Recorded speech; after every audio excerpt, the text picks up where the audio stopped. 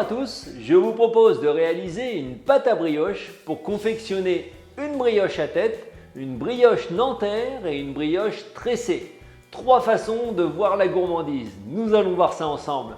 A tout de suite! Pour la brioche, nous avons besoin de 500 g de farine type 55. Vous pouvez également réaliser un mélange avec 50% de farine type 45, c'est-à-dire la farine traditionnellement utilisée en pâtisserie, et 50% de farine de gruau. 6 œufs, 20 g de levure de boulanger, de la levure fraîche donc, 10 g de sel, 50 g de sucre semoule et 250 g de beurre. Pour cette recette, je vais partir du principe que tout le monde n'a pas un batteur pour pétrir la pâte. Nous allons donc réaliser un pétrissage à la main. Bien sûr, si vous avez un batteur, il vous suffit de réaliser la même opération de la même manière, mais dans le batteur. Je commence par mettre la farine sur le plan de travail.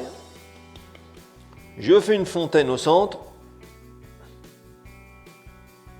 comme ceci.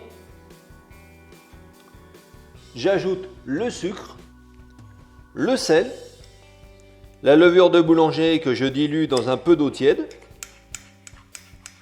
et que je verse sur la farine. Ensuite, je casse les œufs. Donc je vais commencer par en casser 5. Et en fonction de la consistance de la pâte, je rajouterai le 6e. Et petit à petit, je mélange en ramenant un petit peu de farine progressivement sur le liquide.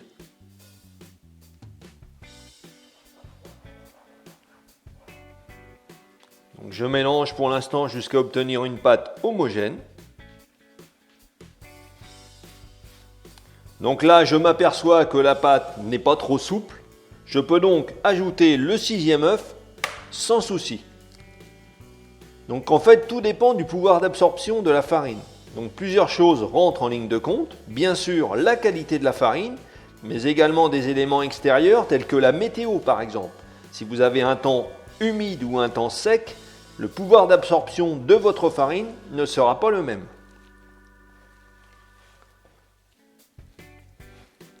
Je me farine un petit peu les mains et ainsi que le dessus de la pâte. Et à l'aide d'une corne, je rassemble ma pâte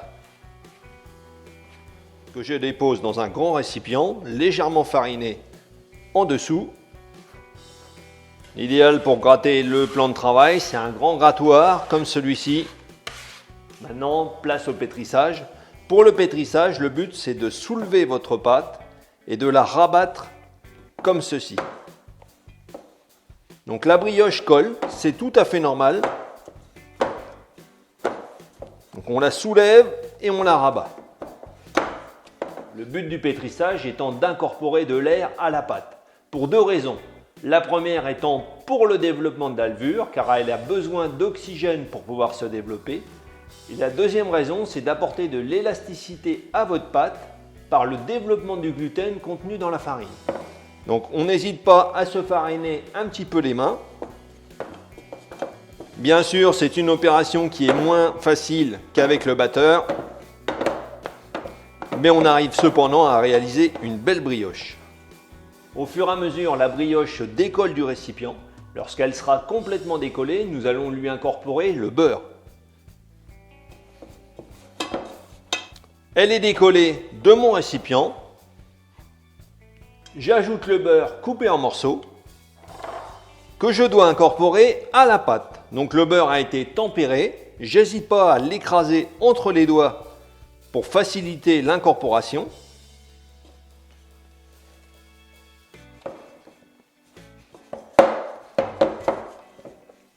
Si vous le souhaitez, vous pouvez également retourner sur le plan de travail pour travailler la brioche,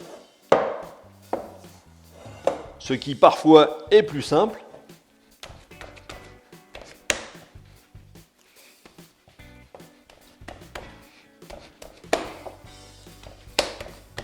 Donc il faut que le beurre soit bien incorporé, bien sûr. Donc je farine de temps en temps.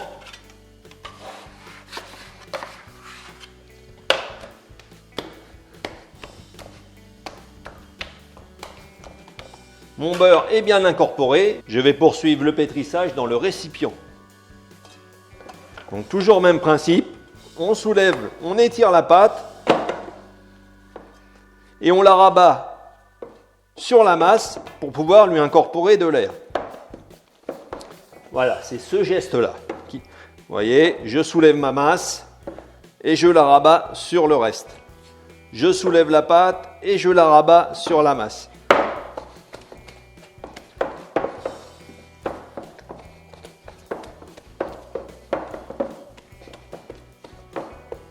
Et plus notre pétrissage avance, et plus on est capable avec la pâte de réaliser un phénomène de transparence sans que la pâte se déchire. Donc comptez une dizaine de minutes de pétrissage environ. Maintenant je farine ma pâte, je vais la décoller complètement et la débarrasser sur le plan de travail également fariné. Je farine également le dessus de la brioche et maintenant je vais réaliser une belle boule en rassemblant le contour vers le centre. Donc en faisant ça, je lui donne ce qu'on appelle de la force, c'est-à-dire de l'élasticité.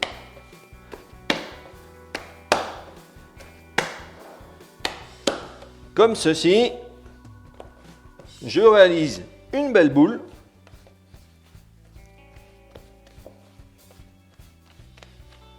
que je dépose dans un récipient dont je farine le fond. Et je vais laisser pointer la brioche 1 heure à température ambiante. Pointer, ça veut dire qu'en fait, je vais laisser le temps à la levure de se développer. Au bout d'1 heure, la pâte à brioche s'est développée, donc la levure a commencé son action. Je vais la débarrasser sur le plan de travail, légèrement fariné. Donc il faut savoir que lorsque la levure se développe, elle consomme de l'oxygène et elle rejette du gaz carbonique. Donc le but, ça va être de chasser le gaz carbonique de la pâte pour incorporer à nouveau de l'oxygène, permettant le développement de la levure en continu. Donc pour cela, il suffit d'écraser la pâte comme ceci, puis de ramener l'extérieur vers le centre pour incorporer de l'oxygène. Donc toujours pareil, on essaye de former une belle boule. Je la remets dans le récipient légèrement fariné. Et maintenant, je vais la mettre au réfrigérateur pendant 3/4 d'heure à 1 heure environ, de façon à ce qu'elle se raffermisse et qu'on puisse la mettre en forme. Pour mettre en forme la brioche, je vais utiliser tout d'abord ce moule de 20 cm de diamètre environ pour la brioche à tête. Pour la brioche de Nanterre, je vais utiliser un moule à cake de 25 cm de long sur 7 à 8 cm de large. Et pour la brioche tressée, on la cuira directement sur plaque. Donc les moules, on prend soin de les beurrer à l'aide d'un pinceau, correctement, partout. Donc même si vous avez un moule Tefal, ce qui est le cas pour les miens ici, malgré tout, beurrez. C'est une précaution, c'est quand même bien plus simple. Par moment, il arrive qu'on ait des moules qui soient rayés. Donc même s'ils sont Tefal, à partir du moment où ils sont rayés, on a un risque d'accroche. Et pareil pour le moule à cake qui va nous servir pour la brioche de Nanterre. Au bout de 3/4 d'heure, 1 heure, la brioche a donc raffermi. Je la débarrasse sur le plan de travail. Puis je vais la peser. Donc il nous faut 300 g pour la brioche à tête, que je mets de côté. 350 g pour la brioche de Nanterre. Et avec le restant, on va réaliser la brioche tressée. Je commence par la brioche à tête. Je réserve 1/4 pour la tête. Et le reste pour le corps. Donc je commence par réaliser une belle boule que je positionne au fond du moule à brioche. Ensuite, la tête avec laquelle je fais une belle boule également.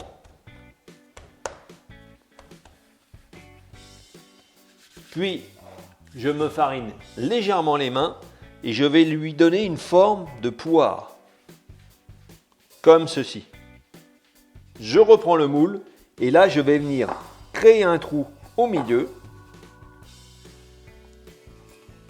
puis installer la tête de brioche et tout autour avec le doigt, je fais bien la soudure. Donc j'appuie bien au fond. Donc j'ai réalisé un petit peu de dorure avec un œuf que j'ai battu avec une pincée de sel, ce qui permet de la fluidifier. Et avec un pinceau, je vais dorer une première fois la brioche.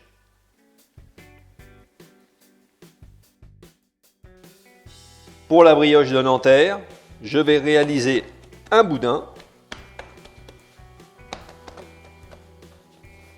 de façon à pouvoir le découper en 8 parties égales.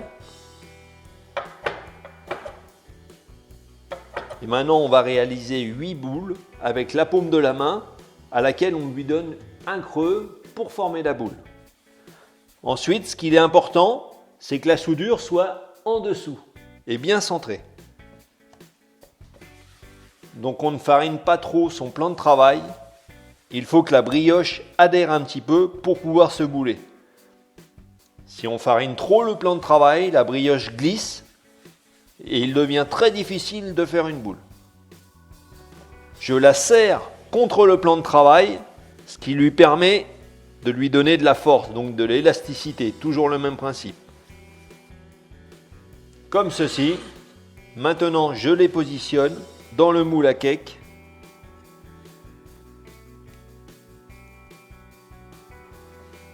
Enfin, pour finir, la brioche tressée. Toujours pareil, je fais un boudin que je sépare en 3 parties. Je vais allonger chaque partie avec la soudure bien en dessous et en même temps je la serre. Comme pour la brioche Nanterre. Donc vous pouvez légèrement fariner vos plans de travail, mais pas trop. On va faire 3 boudins de la même taille. Ensuite, je prends les 3 brins, comme ceci. Donc j'appuie en haut pour bien les souder ensemble. Le principe étant de ramener les extrémités au milieu, systématiquement. Donc je commence par exemple par la droite, ensuite à gauche, encore à droite, je la serre au fur et à mesure, à gauche, à droite, puis ainsi de suite.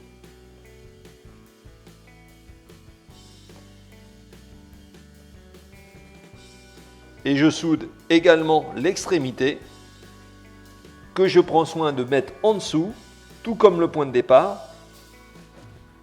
Je dépose la tresse sur une plaque de cuisson recouverte d'une feuille de papier sulfurisé. Je la dore une première fois. Je vais maintenant laisser pousser les brioches à température ambiante pendant 1h30 à 2 heures environ. Tout dépend de la température de votre pièce. Plus la pièce sera chaude, plus le temps de pousse sera court. Ensuite, il nous restera à les cuire. Lorsque les brioches ont doublé de volume, alors je vais délicatement les dorer une deuxième fois.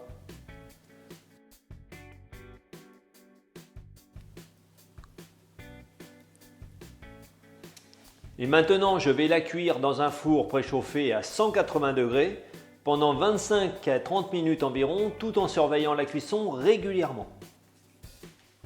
À la sortie du four, je démoule la brioche et je la laisse refroidir sur une grille.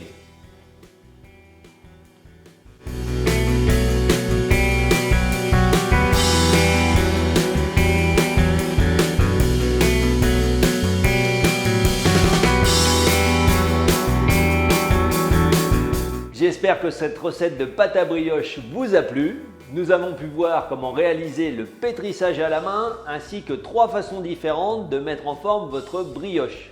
Alors n'oubliez pas de liker la vidéo et de la partager en famille et entre amis. Vous retrouverez également ci-dessous différents liens qui peuvent vous intéresser, notamment celui pour vous abonner à ma chaîne. Vous ne manquerez ainsi aucune de mes nouvelles recettes. En attendant, bon appétit!